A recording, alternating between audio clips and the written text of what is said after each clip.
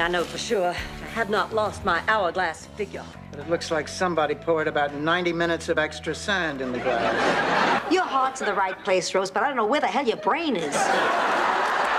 B. Arthur's barefoot contract. Picture this. Dorothy Zbornak, stoic as ever, delivering a zinger in the kitchen, and just out of frame, she's completely barefoot. Turns out B. Arthur hated wearing shoes on set. She loathed footwear so much that she had it written into her contract that she could perform without shoes, provided she wouldn't sue if she hurt her toes. It wasn't a diva demand for glam stilettos or fancy slippers. B literally wanted to go barefoot while acting. Crew members got used to seeing the towering actress padding around between takes in her stocking feet. In close-ups and wide shots, Dorothy appears in sensible pumps. But once the camera cut, off came the shoes. B's aversion wasn't limited to tight heels either. She reportedly despised chewing gum and even birds. Of all things eccentric, absolutely, but also oddly endearing. It gives new meaning to Arthur's on-set reputation for marching to her own drummer. Her no-shoes clause became a running joke among the crew, and the other actresses would tease her by pretending to hide her shoes. Right, Dorothy, sometimes just lying motionless is the best thing a person can do. That didn't sound right when you said it on our honeymoon, and it doesn't sound right now. Rue McClanahan's closet clause. Under the Miami sun, Blanche Devereaux struts into the living room draped in sequins and bright silk. The outfits on the Golden Girls were almost a character in themselves, especially Blanche's spicy Southern Belle wardrobe. Rue McClanahan loved Blanche's clothes so much that her contract included a very peculiar clause. She got to keep every single outfit Blanche wore. Seriously, every bedazzled gown, every flowy robe, every 80s power shoulder jacket went home with Rue after filming. By the end of 7 seasons, her personal closet must have looked like the ultimate Golden Girls costume shop. Rue once joked that she never needed to go shopping again. Blanche's fabulous fashions had her set for life. Producers agreed to the clause partly because Rue was known for being a fashion maven. She truly appreciated the costumes and even helped select some of Blanche's signature looks. Can you blame her? Blanche's style was bold, sexy, and unapologetic, just like the character. Blanche, what are you doing lining shelves on a Friday night? I'm working off all my excess sexual energy. B versus Betty, on-set tension. On camera, Dorothy and Rose's oil and water banter was comedy gold. Off camera, though, sparks sometimes flew for real. B. Arthur and Betty White had very different personalities, and it led to a bit of a frosty relationship behind the scenes. It went beyond just mood differences. During live tapings, Betty had a habit of chatting with the studio audience between scenes. She'd walk out, flash that rose-like grin, and banter with the crowd, thanking them for coming. The audience loved it, but B did not. B's son later shared that his mom would stay focused and in character, and she didn't dig how Betty would go make friends with the audience mid-show. In B's eyes, acting was serious business, and treating the set like a meet and greet broke the concentration. Tension simmered, but like true pros, they never let it ruin their on-screen chemistry. In fact, their subtle friction might have even added an extra spark to Dorothy and Rose's bickering. They weren't close pals in real life, but they channeled that energy into comedic magic. So the next time Dorothy calls Rose, "You nitwit," in that withering tone, know that there was a kernel of real annoyance behind it. It's a weird fact that one of TV's most beloved duos kept it professional, even when Golden Girl harmony was a bit out of tune off camera. How do you get along with B. Arthur? Is she a nice woman? Oh, well, no, can we really just tell what she really is like? It's not easy, David. It is not easy to work with that woman. Betty White almost played Blanche. Imagine an alternate universe where Rose Nyland is the saucy Southern vixen and Blanche Devereaux is the sweet dimwit from St. Olaf. Crazy, right? But it almost happened. When casting was underway, Betty White was initially auditioned to play Blanche, and Rue McClanahan was set to play Rose. At first glance, it made sense. Betty had just famously played man-hungry Sue Ann Nivens on The Mary Tyler Moore Show, and Rue had portrayed a lovable airhead on Maude. The producers nearly typecast them into similar roles, but they decided to flip the script. Betty was cast as Rose instead, the sweet, spacey widow from Minnesota, and Rue took on Blanche, the man-crazy belle with a drawer full of little black books. The result? Comic genius. Betty's impeccable timing made Rose's dim anecdotes uproarious, and Rue's charisma turned Blanche into an icon of empowered, older femininity. The two actresses loved the switch too, since it let them stretch into new territory rather than rehash old characters. In interviews, Betty joked that playing lovable clueless Rose was a delightful change of pace from her usual acerbic roles. It's a weird thought that we almost got Betty White as the lusty Blanche, but thank goodness the producers came to their senses. Instead, we got the perfect casting that made Rose and Blanche the unforgettable characters we know and love. Sometimes taking a risk on something unexpected yields pure gold, or in this case, golden. I know for sure I have not lost my hourglass figure. But it looks like somebody poured about 90 minutes of extra sand in the glass. Dorothy's audition F-bomb. Dorothy's Bornak is a tough role to fill. You need an actress with razor-sharp timing, sarcasm for days, and a commanding presence. Many were considered, but one Broadway legend actually auditioned, Elaine Stritch. Yes, the famously brassy Elaine Stritch tried out to be Dorothy. How did it go? In Stritch's own words, she kinda blew it by dropping an F-bomb in the audition. Picture it. The writers and producers sit in a quiet theater, scripts in hand. Stritch, thinking she's nailing Dorothy's acerbic wit, decides to improvise a line and lets fly a curse word that Dorothy Zbornak definitely would not say on network TV. There's a beat of stunned silence, and just like that, her chance at becoming a Golden Girl evaporated in a puff of profanity. One of the show's writers was so put off, Stritch didn't get the part. In later interviews, Elaine Stritch openly laughed about it. She admitted she has a salty tongue and it might have slipped at the worst possible moment. The role, of course, ultimately went to Bea Arthur, who was Susan Harris's original muse for Dorothy anyway. But even Bea wasn't a shoo-in at first. The producers weren't sure she'd accept. Rue McClanahan had to call Bea and talk her into even reading the pilot, persuading her it wouldn't just be Maude and Vivian meet Sue Ann Nivens again. Money, I could have been living in a swinging condo instead of with... I better not say anything till I've had my coffee. What a moron.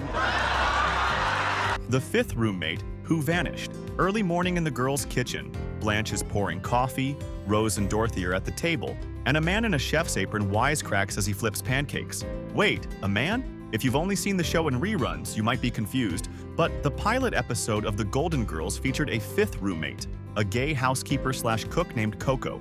Played by Charles Levin, Coco was a sassy, scene-stealing cook who traded barbs with the ladies. He had only that one appearance in the pilot, serving quiche and one-liners, and then, poof, he disappeared forever, never even mentioned again. So what happened?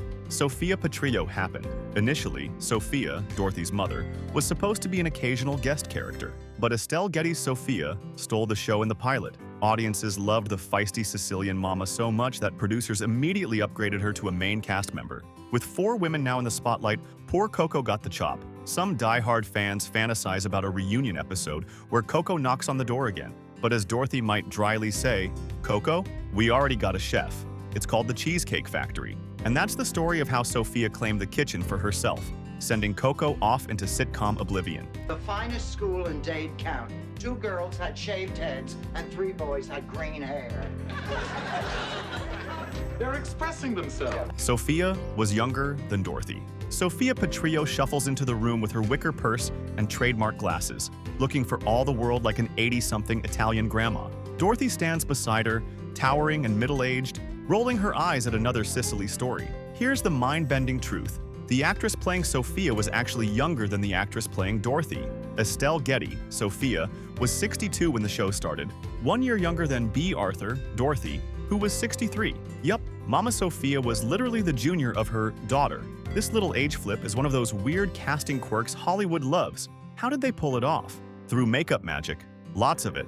Estelle sat through a daily transformation that could last up to 3 hours, so she'd look decades older. We're talking prosthetic wrinkles, thick glasses, a frizzy white wig, the works. She even altered her posture and voice to sell Sophia's elderly feistiness. If you've ever noticed that Sophia seems especially spry for an 80-something, now you know why. Under that makeup, she was a relatively young woman playing old. Yeah, I just flew in from Minneapolis.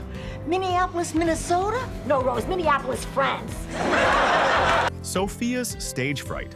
You'd never guess it from Sophia's fearless wisecracks, but backstage, Estelle Getty was often petrified. Despite years in theater, Estelle suffered from intense stage fright and anxiety while filming The Golden Girls. As Sophia, she could zing Dorothy or Blanche without missing a beat, but as soon as the camera stopped, Estelle would start worrying about remembering her lines. Co-star Rue McClanahan revealed that by tape day, the day of filming in front of the live audience, Estelle was unreachable, as uptight as a human could get, frozen by nerves. There were times when poor Estelle would blank on her dialogue because panic took over. The cast and crew developed strategies to help her through it. They'd do extra rehearsals with Estelle, and Bea Arthur or Betty White would gently prompt her if she faltered. Director Terry Hughes would sometimes call for a break to calm her down. It's heartwarming. And a little heartbreaking, the woman who brought us Sophia, bold, mouthy, doesn't give a darn Sophia, was backstage a bundle of jitters until she got that first laugh from the audience. Now, Ma, remember, don't do anything I wouldn't do. I think I crossed that line when I got a date. Sophia's secret facelift.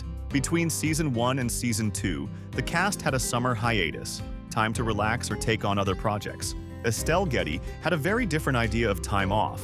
She went and got herself a facelift. Yes, the woman who played 80-something Sophia returned to set with a tighter, more youthful face. The makeup department just about lost their minds. They already spent over an hour each episode aging Estelle up to play Sophia, and now here she was looking younger than before. The producers were none too pleased either. They hadn't forbidden cosmetic surgery, but no one expected their senior citizen character to suddenly look sprightlier. It meant the makeup team had to work overtime with prosthetics and makeup tricks to add back wrinkles that the surgeon had smoothed out.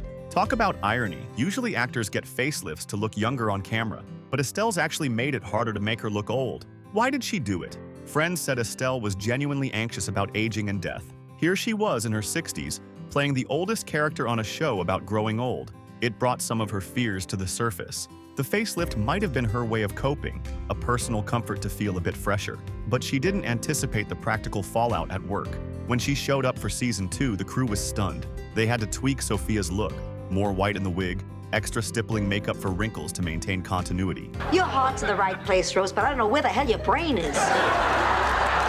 100 cheesecakes, and Dorothy hated them. Late night at the kitchen table, the girls are distraught over some crisis, and you guessed it, out comes the cheesecake.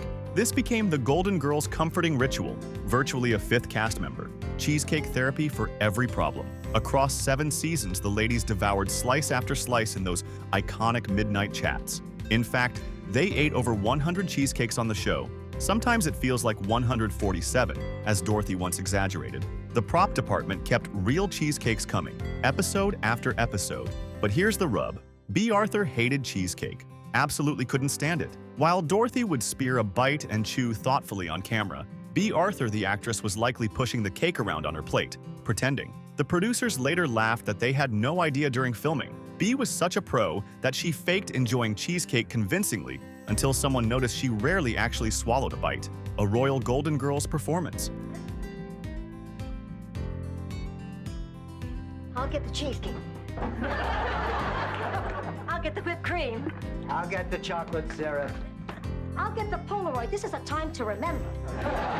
In 1988, 4 American seniors from Miami found themselves performing live on stage for Queen Elizabeth, the Queen Mother. It sounds like a zany Golden Girls plot, and it practically was. The Queen Mother was such a huge fan of the show that she requested a live Golden Girls act as part of that year's Royal Variety performance in London. When the British royals call, you answer. So the cast and crew flew to England to do a special performance, effectively putting on a mini-episode of the Golden Girls on stage at the London Palladium. For context, the Royal Variety performance is a gala where performers do skits or songs for the royal family and a charity audience, but rarely is a hit American sitcom asked to participate. The ladies were honored and a bit nervous. They performed selected Golden Girls scenes, with some tweaks for British humor, live, in full costume, and in front of actual royalty. Betty White later recounted how exciting it was and how lovely the Queen Mum was to them. They were instructed on proper protocol, don't speak to the Queen Mother unless she speaks to you, etc. After the show, the Queen Mum and Princess Anne came on stage to meet them. Can you imagine? Sophia and Blanche curtsying to the Queen's mother? It happened. The Queen Mother apparently told them she faithfully watched their show. It must have been surreal for the actresses. These characters resonated not just with American audiences, but even with British royalty. The performance was a hit, and it became part of Golden Girls lore. It's not every day sitcom stars get the royal treatment. The weirdest part is picturing the bawdy, no-holds-barred humor of the Golden Girls in a regal theater with the Queen Mother chuckling along. One can only hope Sophia didn't slip in any off-color jokes about the crown. According to the cast, it all went smoothly and was one of the highlights of their career. In the grand history of TV, there aren't many shows that can say they played for a queen. The Golden Girls did, proving their charm was truly universal. Ladies and gentlemen, the Golden Girls. Princess Diana's Golden Girls party. The Golden Girls had some fabulous fans, but none more wild than Princess Diana and her rock star friends. Picture late one night in London. Princess Di, Queen frontman Freddie Mercury and comedian Cleo Rocos are lounging in Freddie's palace-like living room, a bottle of champagne open. What do they decide to do for fun? Binge-watch The Golden Girls, of course, but with a twist. According to Cleo Rocos' memoir, Diana and Freddie had their own way of enjoying the show. They'd mute the TV and improvise their own naughty dialogue over the episodes, turning the tame sitcom into something hilariously raunchy. Yes, Princess Diana, the Princess Diana, was essentially playing bad lip reading with Golden Girls episodes, giggling as she and Freddie concocted farcical news storylines for Dorothy, Blanche, Rose, and Sophia. One can only imagine what that sounded like. Freddie Mercury doing Sophia's gruff voice, Diana ad-libbing as Sweet Rose but making her say outrageously saucy things. According to the account, they specifically picked the Golden Girls for this game because it was Diana's favorite show, and she knew the real episodes by heart. By adding champagne and Freddie's outrageous sense of humor, they created their own private R-rated Golden Girls parody session. It's such a bizarre image. The people's princess, in casual disguise. Apparently they had dressed Diana as a man earlier to sneak her into a nightclub that night.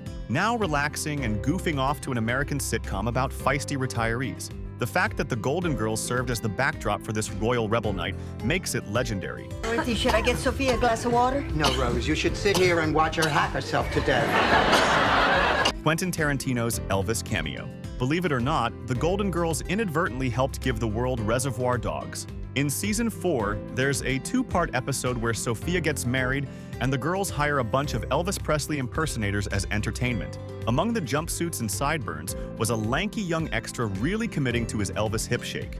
That extra was Quentin Tarantino, yes, the future Oscar-winning filmmaker, in one of his first gigs, playing an Elvis impersonator on the Golden Girls. It's a funny enough cameo on its own. Spot him in the back row in a cream-colored jacket. But the truly weird part is what came after. The episode was so popular it got rerun as a Best of the Golden Girls special, and since it was a two-parter, Tarantino earned residual checks for both episodes every time it aired. Those checks added up. Tarantino later said he made around $3,000 in Golden Girls residuals over the next few years, money that he lived on while trying to get his first film off the ground. Essentially, that Elvis bit helped fund Reservoir Dogs. Tarantino has joked that his acting career was largely a failure, but he's very thankful for this one random success. He didn't even particularly earn it through acting chops. He said he got cast simply from his headshot, no big audition necessary.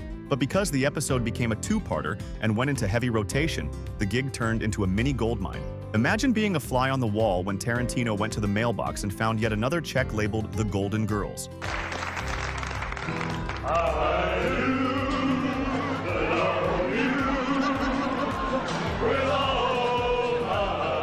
The Golden Palace, the lost sequel. When the Golden Girls ended in 1992, the story wasn't quite over. Three of the Miami ladies, Blanche, Rose, and Sophia, went on to run a hotel together in a little-known spin-off series called The Golden Palace Yes. This actually happened. The premise: after Dorothy gets married and moves away, B. Arthur left the show, Blanche decides to buy a struggling Miami hotel. She ropes in Rose and Sophia as partners. Suddenly, our ladies go from cozy kitchen chats to managing a hotel full of wacky guests. And get this, their staff included a very young Don Cheadle as the hotel manager Roland, and comedian Cheech Marin as the chef Chewy. It was like Golden Girls, the next generation, with two future big stars working alongside the sitcom legends. The idea was to keep the magic going without Dorothy, and in universe they explained Dorothy's absence by her happy marriage. She even appears in a two-part episode for a guest visit, still sassing everyone as usual.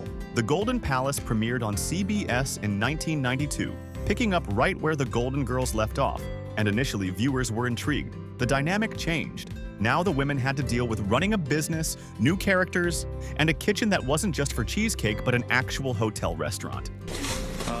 Blanche at the desk said I should come in here to work. Welcome aboard. Stick your hand in a chicken.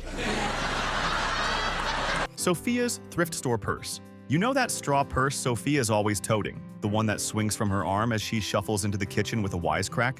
It turns out that purse was no ordinary prop. Estelle Getty herself found it in a thrift shop before she even got the part. Early on, Estelle was preparing for her audition as Sophia Petrillo. She knew Sophia was supposed to be much older than her and have a very specific look.